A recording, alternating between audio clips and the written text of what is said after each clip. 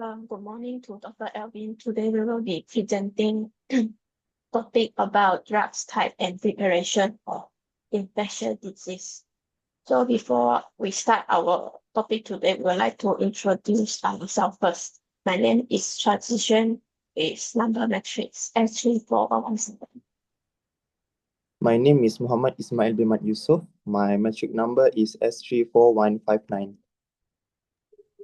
My name is PRESLEY. My matrix number is S34201.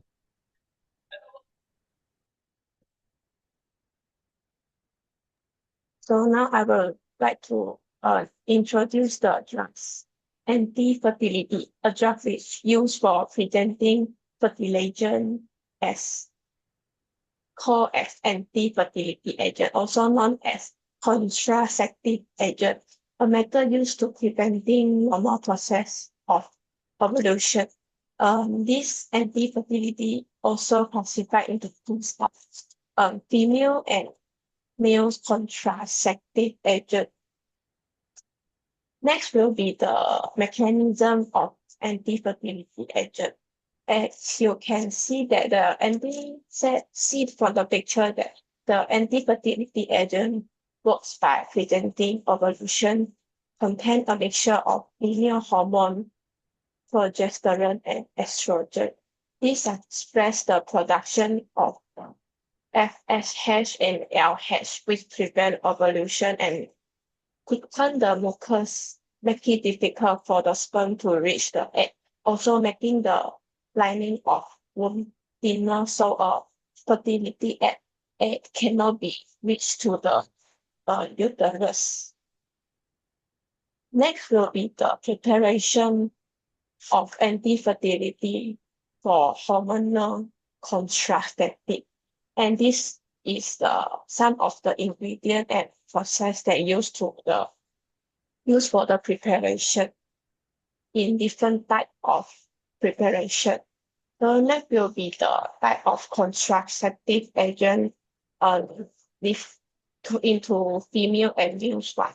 So the female, we got three types of agents, which is oral, injectable, and implant. While for the male contraceptive, the only ways to suppress male fertility by drugs is to inhibit the spermatogenesis. The drugs and approach are anti-androgen, estrogen, and progestin, androgen, and superactive GRH, and analogous and cytotoxic drugs. So that's all for me. Now I'm going to explain about anti-inflammatory drugs. Anti-inflammatory drugs is medication that reduce inflammation, which the body naturally responds to injury, irritation, or infection, and often cause symptoms like redness, swelling, heat, pain, and loss of function. This drug helps alleviate these symptoms and are commonly used to treat conditions such as arthritis, muscle pain, headache, and autoimmune disease. There are two main types of anti-inflammatory drugs. The first is non-steroidal anti-inflammatory drugs, and the second is corticosteroid. For non-steroidal anti-inflammatory drugs, it is used to alleviate inflammation, pain, and fever, and prescribed to manage various conditions, such as tendonitis, back pain, bursitis, toothache, and menstrual cramps. An example of common non-steroidal anti-inflammatory drugs are ibuprofen, aspirin, and indomethacin. And non-steroidal anti-inflammatory drugs also have some risks. So the first one is stomach ulcer. These drugs can irritate the stomach lining, increase the risk of ulcer, and it is usually recommended to take this drug with food. Second one is delay healing. These drugs effectively relieve pain and inflammation, but they do not promote healing and may even slow the body's natural recovery process. For the second one, which is corticosteroid, it is a synthetic drugs commonly used across various medical fields, and they reduce inflammation by suppressing the production of specific chemical in the body. In higher doses, they weaken the immune system activity. Example of corticosteroid is prednisone, cortisone, hydrocortisone, and dexamethasone. And it is used to treat uh, diseases such as asthma, hay fever, eczema, and lupus. Some of the risks of corticosteroid uh, can be seen from the slide. All types of corticosteroid can increase the risk of fungal infection and cause high blood sugar. For oral corticosteroid, it can cause high blood pressure, osteoporosis, glaucoma, and diabetes. For inhaled corticosteroid, it can cause cough, difficulty speaking, and oral thrush.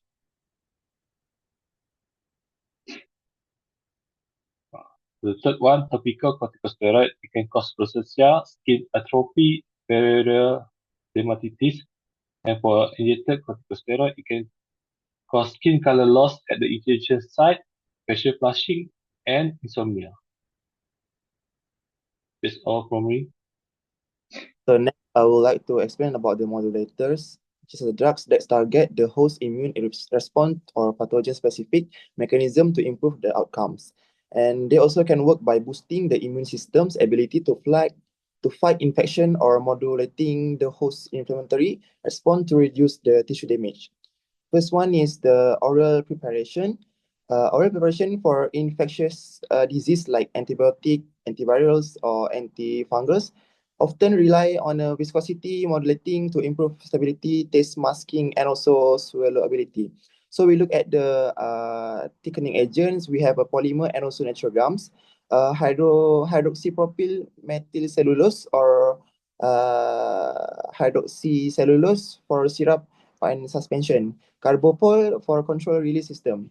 For natural gum, hypopectin for chewable tablets and lozenges.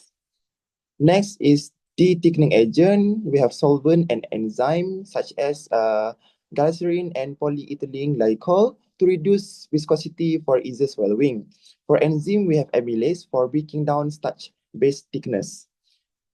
For second one is a topical preparation.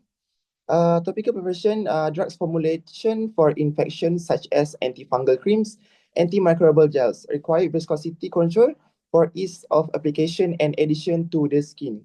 We look at the thickening agent like synthetic polymer, polycrylic acid, example carbopol for antimicrobial gels.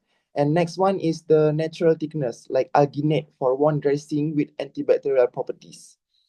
Look at the de-thickening agent, we have surfactants and also oils. Surfactants like polysorbates, twin 20 for reducing viscosity in emulsion. For oil, mineral oil or silicone oil to soften the texture of the ointment. So the last one is the injectable preparation. For treating infection like antibiotic or vaccines, often use viscosity modulation to enhance stability and injectability. So the thickening agent, we have a polymer and also hyaluronic acid that used in viscose supplement for joint infections or as a carrier in a local drugs delivery. Next, de-thickening agent, we have a solvent and also pH modifier, which is adjusting pH for a pH sensitive thickening agent, for example, carbomus. That's all.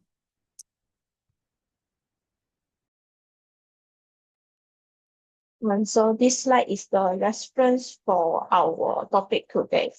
Then that's all from us. Thank you.